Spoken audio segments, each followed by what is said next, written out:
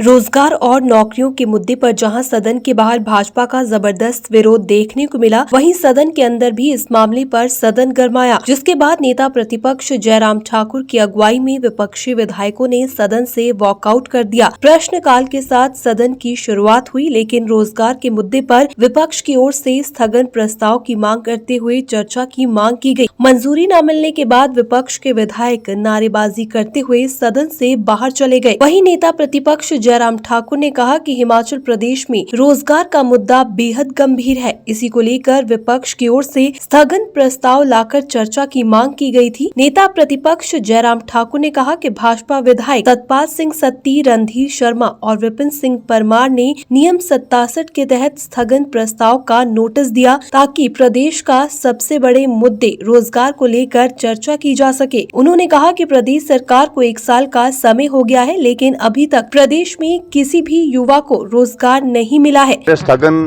के लिए नोटिस दिया था नियम 67 के अंतर्गत। इसमें माननीय सदस्य रणधीर शर्मा जी, विपिन परमार जी, सतपाल सिंह सत्ती जी ने वो प्रस्ताव दिया था, नोटिस दिया था। और इस नोटिस के अंतर्गत हमने कहा कि आज सदन की सारी कार्यवाही स्थगित करके सबसे बड़े मुद्दे पर, सबसे महत्वपूर्ण विषय पर हम चर्चा करें, और वो विषय है हिमाचल प्रदेश में बेरोजगारों को नौकरी ना मिलना। 1 साल का कार्यकाल कांग्रेस पार्टी का पूरा हो गया, लेकिन 1 साल में किसी भी बेरोजगार को नौकरी नहीं मिली। उल्टे हिमाचल प्रदेश में 10,000 से ज्यादा आउटसोर्स पे लगे हुए कर्मचारियों को नौकरी से निकाल दिया गया है। मल्टीटास्क वर्कर जो लगे थे, पीडब्ल्यूडी में लगे थे, आईपीएच में लगे थे, हजारों की संख्या में उनको निकाल दिया गया।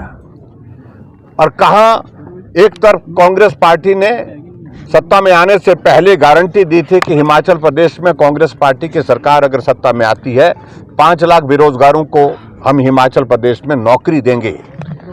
और उसमें आगे बढ़कर के ये कहा था, कैबिनेट की पहली बैठक में ये निर्णय लिया जाएगा कि 1 लाख बेरोजगारों के लिए नौकरियां निकाल दी जाएंगी।